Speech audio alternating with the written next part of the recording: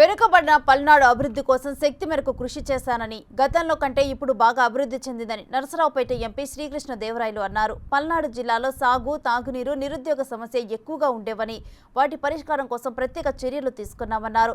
తన టైంలో జరిగిన అభివృద్ధి గత 50 సంవత్సరాల కాలంలో జరగలేదంటున్న నరసరావుపేట ఎంపీ శ్రీకృష్ణ దేవరాయలతో మా ప్రతినిధి Shiva face to face. Narasaraopet TDP parliament మంత్రి కృష్ణదేవరాయలు ఉన్నారు. దాదాపుగా ఇప్పటికైనా సిట్టింగ్ ఎంపీగా ఉన్నారు. ప్రస్తుతం టీడీపీ నుంచి బరిలో ఉన్నారు. ప్రస్తుతం ఆయన మనతో ఉన్నారు. సార్ చెప్పండి, గతంలో చాలా అభివృద్ధి చేశారు. సో ఈసారి ఎటువంటి ఎజెండాతో ఎన్నికల్లోకి వెళ్ళబోతున్నారు? ఈ వచ్చే 5 సంవత్సరాలు కూడా సాగునీరు, త్రాగునీరు మీద మన కాన్సన్ట్రేషన్ ఉంటుందని, ఒకటి వరకపుడిసేలా పూర్తి చేయాలి, 2 సాగర్ రైట్ కెనాల్ ఈ సంవత్సరం ఎండిపోయింది. ఇటువంటి గడ్డు పరిస్థితే ఇంకా రానున్న కాలంలో కూడా ఉంటుంది. ఎందుకంటే మీ అందరికీ తెలిసిందే, శ్రీశైలం దగ్గర నుంచి 2 లిఫ్ట్లు పెట్టారు, ఒకటి తెలంగాణకు, ఒక రాయలసీమకి. కాబట్టి ఈ 9 లక్షల ఎకరాలు ఇదే పరిస్థితి కంటిన్యూ అవుద్ది. ఇది పరిస్థితి మార్చాలి, స్థిరీకరణ చేయాలి రైట్ కెనాల్ని, గోదావరి జలాలు దీనిలో రైట్ కెనాల్లో కలపాలా. మూడవది ముఖ్యమైనది, యువత చాలామంది జాబ్స్ గురించి అడుగుతూ ఉన్నారు. బాగా చదువుకుంటున్నాం సార్ జాబ్స్ అని చెప్పి. ఒక లాజిస్టిక్స్ పార్కో, ఒక ఎంఎస్ఎంఈ పార్కో ఒకటి ఇక్కడ మన పార్లమెంట్లో ఎస్టాబ్లిష్ చేయగలిగితే కొద్దిగా జాబ్స్ క్రియేట్ చేయొచ్చు. ఇవన్నీ ఫోకస్ ఏరియాస్. 4వది మెడికల్ కాలేజ్ అయితే తెచ్చుకున్నాం సెంట్రల్ గవర్నమెంట్, స్టేట్ గవర్నమెంట్ అసిస్టెంట్తో. దాంతోపాటుగా ప్రతి కాన్స్టిట్యున్సీ హెడ్ క్వార్టర్స్లో కూడా 100 బెడ్ హాస్పిటల్ తీసుకురావాలనేది ఒక సంకల్పం. 5వది అతి ముఖ్యమైనది త్రాగునీరు సమస్య. దాని గురించి జలజీవన్ మిషన్ ద్వారా ఒక 500 కోట్లు వచ్చినాయి మన పార్లమెంట్కి లాస్ట్ 5 ఇయర్స్లో. ఖర్చు చేయలేదు, అది ఖర్చు పెట్టడం. 2వది దాంతోపాటుగా ఏదైతే ఓవర్ హెడ్ ట్యాంక్స్లో నీళ్లు లేక చాలా గ్రామాలు ఇబ్బంది పడుతున్నాయి, దానికి వాటర్ గ్రిడ్ ద్వారా ఓవర్ హెడ్ ట్యాంక్స్కి వాటర్ ఇచ్చే కార్యక్రమం చేయడం. ఇది నెక్స్ట్ 5 ఇయర్స్ ఎజెండా. ఇది చేసేదానికి అన్ని ప్రయత్నాలు చేస్తాం. సార్, పూర్తిగా వెనుకబడిన పల్నాడు ప్రాంతానికి అభివృద్ధి ఇంకా ఎక్కడ వేసిన గొంగలు ఎక్కడ ఉంది? నిజంగా మీరు చెప్పినట్టు కృష్ణా నది ఆనుకొని ఉన్నా కానీ కొన్ని గ్రామాలకు సాగునీరు అందట్లేదు కదా. పల్నాడుకి సంబంధించి కృష్ణానది పక్కనే వెళ్తూ ఉంటుంది, కానీ ప్రాబ్లం ఏంటంటే ఒక అప్పర్ పల్నాడు ఏమన్నా రైట్ కెనాల్ దాని కింద వెళ్తుంది. అప్పర్ పల్నాడు కింద పైకి పంప్ చేయడం అనేది లిఫ్ట్ ఇరిగేషన్ ద్వారా పంప్ చేయాలి, చాలా హైట్లో ఉంటుంది. కింద దానికి ఏమన్నా ఇప్పుడు కొత్తగా సమస్య వచ్చింది. ఇందాక చెప్పినట్లు ఏదైతే లోవర్ పల్నాడు ఉందో, నాగార్జున సాగర్కి నీళ్ళు రావట్లా.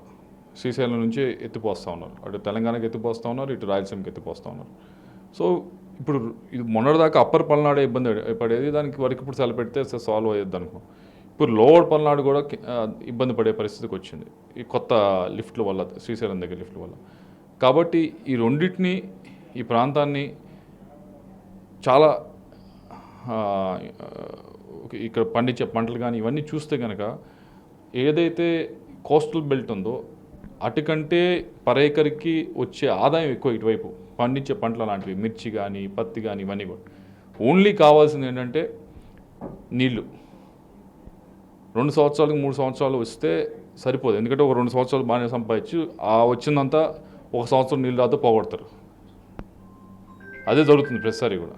అలా కాకుండా సస్టైనబుల్గా మనం ఇవ్వగలిగితే, ఒక పంట కన్నా పూర్తిగా 2 పంటలకు ఇస్తే మంచిది, అది ప్రణాళిక. కనీసం ఒక పంట కన్నా కంపల్సరీ వస్తాయి నీళ్లు మనకి అనే భరోసా కల్పించగలిగితే ఈ ప్రాంతం కోస్టల్ అందరికంటే ఇంకా బాగా డెవలప్ అవుతుంది. సార్, ఫస్ట్ అదే. సెకండ్ విషయం చూసుకుంటే గతంలో మావోయిజం, ఆ తర్వాత ఫ్యాక్షనిజం, ఇప్పుడు కొంత అభివృద్ధి కుంటుపడుతుంది. దాదాపుగా 14-15% నిరుద్యోగం అవుతుంది. వారి కోసం ఎటువంటి ప్రణాళిక అమలు చేయబోతాం?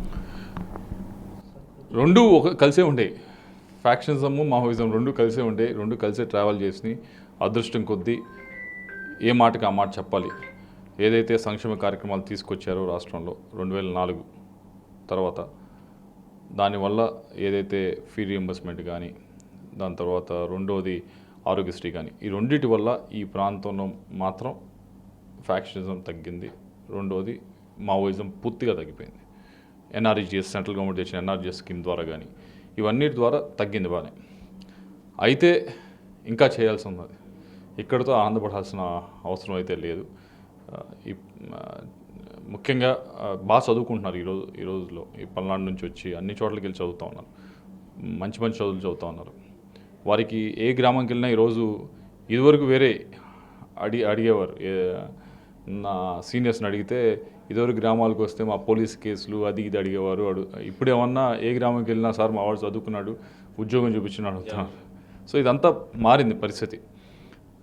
ఒక విధంగా మన మంచికి కానీ ఇది కూడా ఒక సమస్య. ఏది చాలామంది చదువుకొని ఉద్యోగం రాకపోతే కూడా సమస్య. వాళ్ళకి ఉద్యోగం చూపించాల్సిన బాధ్యత మన ప్రభుత్వం పైన మన పైన ఉంది. మొత్తం మీద పల్నాడు అభివృద్ధికి తాను కీలకమైన పాత్ర పోషిస్తుంది. ఎప్పటివరకు జరిగిన అభివృద్ధి సంక్షేమ కార్యక్రమంలో నా పాత్రే ఖచ్చితంగా ఉంటుంది. ఖచ్చితంగా నా పాత్ర కంటే మిగిలిన అంశాలకు సంబంధించి అభివృద్ధి చేయటమే నా ఏజెండా అని చెప్పి ఎంపీ కృష్ణదేవరాయలు అన్నారు.